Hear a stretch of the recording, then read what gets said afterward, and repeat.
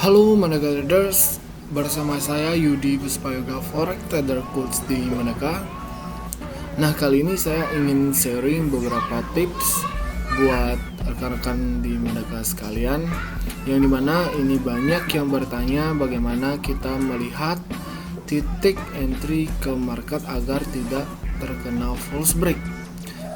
Nah, di sini trading pada umumnya itu pasti memiliki sifat fear of missing out, yang dimana fear of missing out yang disingkat sebagai FOMO adalah momen dimana kita takut ketinggalan entry atau takut tidak mendapatkan profit, takut ketinggalan dan segala macam. Jadi hari ini saya akan menjelaskan bagaimana tips and trick kita terhindar dari yang namanya false break dan segala macam. So stay tune dan tonton video dan jangan lupa di share ke teman-teman yang membutuhkan.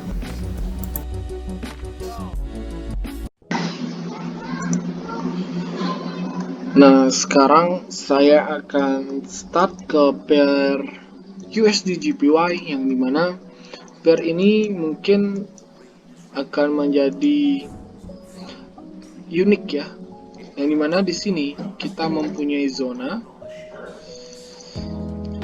resisten yang sudah di break, dan di sini kita melihat pergerakan break and retest yang secara korektif.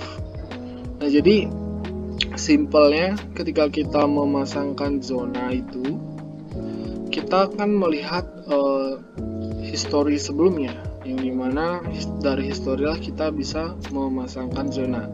Yang terjadi di sini adalah kita melihat bahwa USD JPY itu terlihat break lalu retest. Mungkin kalau ada yang masang trendline seperti ini, sebelumnya dia akan menjadi bearish pennant. Nah, di sini perlu saya tekankan, kita harus mencari double confirm, yang dimana kita jangan terpacu kepada satu time frame saja. Kita bisa menggunakan multi time frame analysis untuk menganalisa seberapa akurat analisa yang kita buat. Nah, di sini kita melihat adanya impulse, correction, dan bisa saja orang yang belum terlalu paham tentang sebuah pattern, dia akan menyebutnya ini bearish pennant. Padahal di sini sangat jelas di time frame 1 jam ini bearish pennant ini terlalu lama konsolidasi.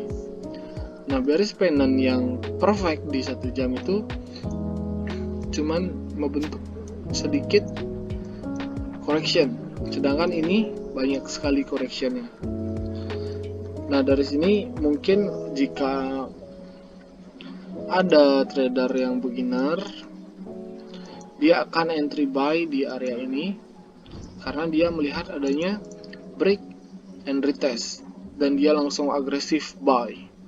Di sini sudah ada candle hijau, langsung dia buy. Nah, yang menjadi masalah di sini break and retest itu benar, namun kita harus bisa memakai atau menggunakan di saat yang benar-benar tepat. Nah, jadi di sini kita akan melihat alasan USD JPY ini malah lanjut turun. Nah, sebelumnya jangan lupa di subscribe, di share, dan jangan lupa dipelajarin.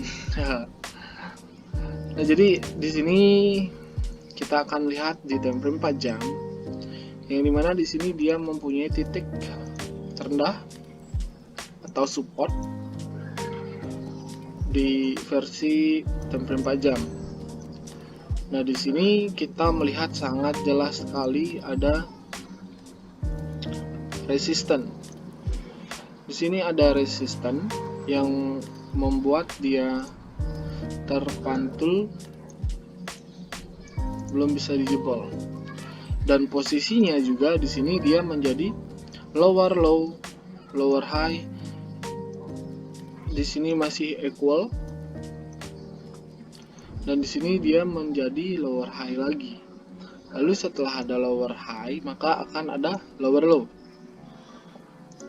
Nah, disinilah pentingnya kita menggunakan multi time frame analysis. Jadi kita tidak terpacu ke dalam satu time frame saja. Kita bisa mencari double confirmation. Nah, di sini cara yang pertama, bagaimana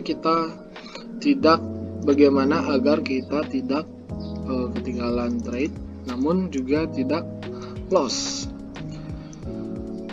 Dari pengalaman saya, di sini kita melihat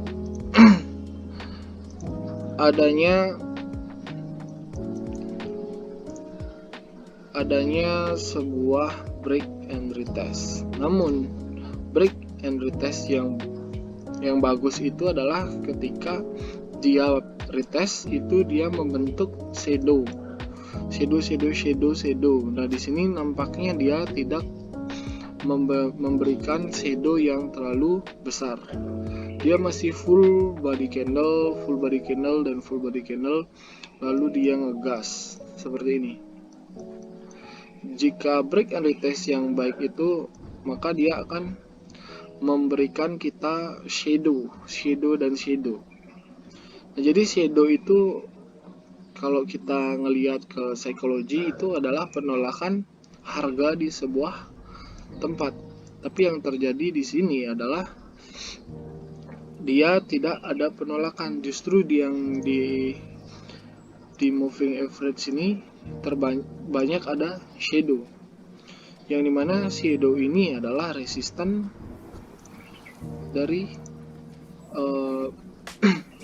dari harga sebelumnya. Dia tertahan di harga sebelumnya. Seperti itu. Jadi seharusnya ketika dia break retest ini di sini dia harus memiliki shadow yang banyak. Maka itulah rejection. Tapi di sini kita melihat tidak ada shadow yang terlalu menonjol seperti ini. Shadow lalu naik seperti itu. Sini dia masih full body candle dan alhasil dia lebih respect kepada shadow atau penolakan atau wick. Nah, di sini untuk pair USD JPY ini berguna ke dalam semua pair. Kita next ke pair selanjutnya. Ini ada live ya. Di sini saya membuat video live. Nah, di sini juga kita melihat adanya break resistance dari New Zealand USD. Seharusnya jika kita entry itu ketika dia sudah membentuk shadow seperti ini. Ini adalah penolakan harga dan kita bisa entry buy misalkan. Karena dia sudah adanya penolakan harga.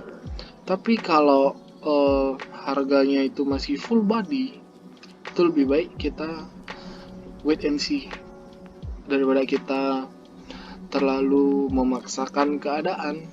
Lebih mending kita wait and see jika belum ada confirm atau konfirmasi yang bagus. Nah, kita cek di time frame 4 jam dia menjadi shadow, dan di time frame 1 jam pun dia menjadi shadow. Jadi kita akan lihat apakah dia akan break dan ini retestnya. Nah, di sini dia tidak kuat untuk mengalami penurunan. Kita lihat di sini dia break. Seharusnya dia retest di area ini, namun dia masuk dan dia mencoba naik dan dia membuat shadow atau shooting star di area resistennya lagi. Nah, ketika dia drop, dia membentuk shadow lagi. Di sini agak sedikit tricky, yang dimana market tidak akan selalu sesuai dengan apa yang dipelajari. Jadi kita harus banyak-banyak juga belajar, menambah experience di dalam forex market ini. karena apa yang kita pelajari tidak akan 100% terjadi di market. Namun apa yang kita pelajari juga pasti akan sering kelihatan di market. Seperti price action yang kita pelajari itu akan membawa kita tahu kemana arah harga dari sebuah instrumen. Nah, dari sini saja kita bisa melihat bahwa adanya break, trend line diagonal, lalu dia retest, lalu dia continuation membentuk higher low. Dan di sini ada sedikit insiden, mungkin ada news yang memberikan dia wick atau shadow sepanjang ini, dan tetap dia masih di area bullish.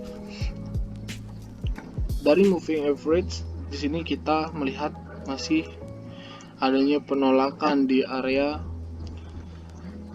moving average ya. Nah, jadi hal yang saya ingin sampaikan, jangan terlalu takut kita ketinggalan entry, karena lebih baik kita tidak loss ketimbang kita tidak profit.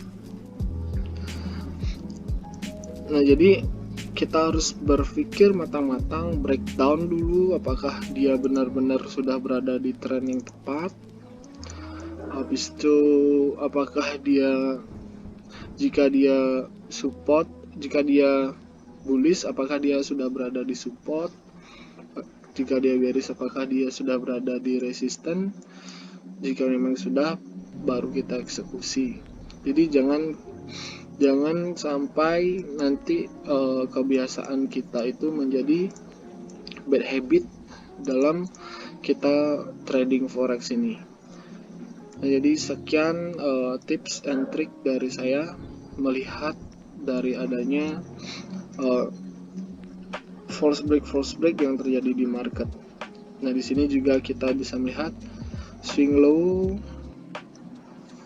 ke swing high, dan dia tertahan di resisten dari Fibonacci minus 0.272.